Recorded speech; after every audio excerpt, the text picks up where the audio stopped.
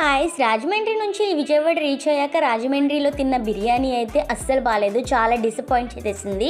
Festival కాబట్టి ఏదో ఒక నాన్ వెజ్ అయితే కడుపులో పడాల్సిందే అని చెప్పేసి ఆ రోజు పాస్తా తిన్నాము. అదేమో వెజ్ అవడం వల్ల అయితే సాటిస్ఫాక్షన్ లేదు. సో ఈ రోజు అయితే మాత్రం షవర్మా తినడానికైతే వచ్చేసాము.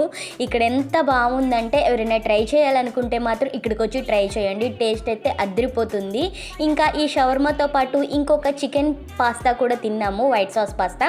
ఇన్కేస్ మీకు ఇంట్రెస్ట్ ఉంటే నెక్స్ట్ వీడియోలో కూడా నేను పోస్ట్ చేస్తాను. ఇవి తినాలంటే మాత్రం మంగళగిరిలో ట్రై చేయండి. చాలా చాలా టేస్టీగా ఉంటుంది. ఇంకా అస్సలు వదిలిపెట్టరండి. కానీ ఫెస్టివల్ అవ్వడం వల్ల మేమైతే ఇంట్లో ఏది ప్రిపేర్ చేసుకోలేదు, బయట తినడమే సరిపోతుంది. సరే అయినా బయటన్నా మంచి ఫుడ్ తిందామంటే అదేమో చాలా డిసప్పాయింట్ చేసేసింది. బాగాలేదండి బిర్యానీ. సో ఈరోజు అయితే షవర్మా ఒక్కటే ఎందుకు తీసుకున్నామంటే ఇప్పుడు షవర్మా హాఫ్ తిన్నా కానీ ఫుల్ అయిపోతుంది టమ్మీ అనేది. సో నెక్స్ట్ ఇంకేదన్నా ట్రై చేద్దామని చెప్పేసి వైట్ సాస్ పాస్తా చికెన్తో ట్రై చేసాము. అదిరిపోతుంది. వీడియో నచ్చితే సబ్స్క్రైబ్.